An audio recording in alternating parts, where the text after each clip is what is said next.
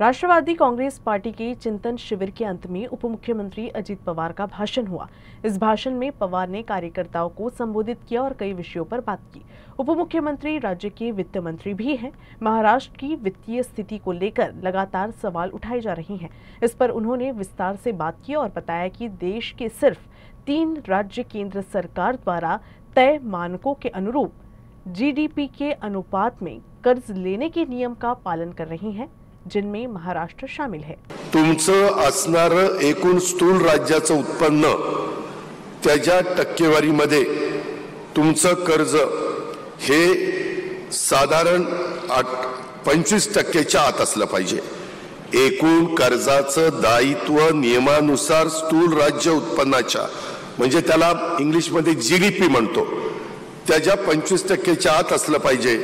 आपलं राज्याचं हे दायित्व आता मी जो 25-26 अर्थसंकल्प सादर केला त्याच्यामध्ये 18.87 आहे। म्हणजे मग तुम्ही म्हणाल टाळ्या वाजू नका, तुम्ही म्हणाल 18.87 म्हणजे 19 घडामोडी धारा म्हणजे अजून 6% काढता येईल ना कर्ज। काही वेळेस आपल्याला नैसर्गिक संकट येतं।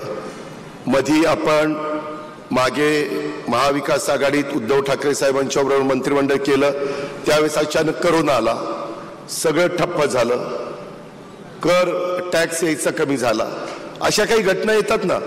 अजित पवार चिंतन शिविर के माध्यम से कई तरह के गुरु मंत्र दिए। उसमें जनता से संवाद बढ़ाना, डिजिटल प्रचार पर जोर देना और आर्टिफिशियल इंटेलिजेंस का इस्तेमाल करना प्रमुख था। पवार ने कहा कि आने वाला समय ऐसा आने वाला है जिसमें जो एआई नहीं जानेगा उसे निरक्षर समझा जाएगा। इसीलिए जितना जल्दी हो सके कार्यकर्ता इसे आत्मसात करे। एआई मित्रांनो सगळ्या क्षेत्रामध्ये आता एआय आलेलं आहे। कुठलंही क्षेत्र जगातलं एआय पासून बाजूला राहू शकलेलं नाही, राहूच शकत नाही। जसं एक काळ होता साक्षर निरक्षर, नंतर काळाला कॉम्प्युटर चालवणारा साक्षर, न चालवणारा निरक्षर, तसा आता एआयचा वापर करणारा साक्षर आणि एआयचा वापर न करणारा निरक्षर असं होण्याची दाट शक्यता आहे। काळानुरूप आपण पण काही गोष्टी समजावून घेतल्या पाहिजेत आणि त्याच्यातून आपल्याला ह्या तंत्रज्ञानाचा वापर करून आपले विचार ह्या शेवटच्या माणसापर्यंत, अंतोले साहेब सांगायचे तो शेवटचा माणूस, त्या शेवटच्या माणसापर्यंत पोहोचवण्याचं काम आपल्याला करायचंय।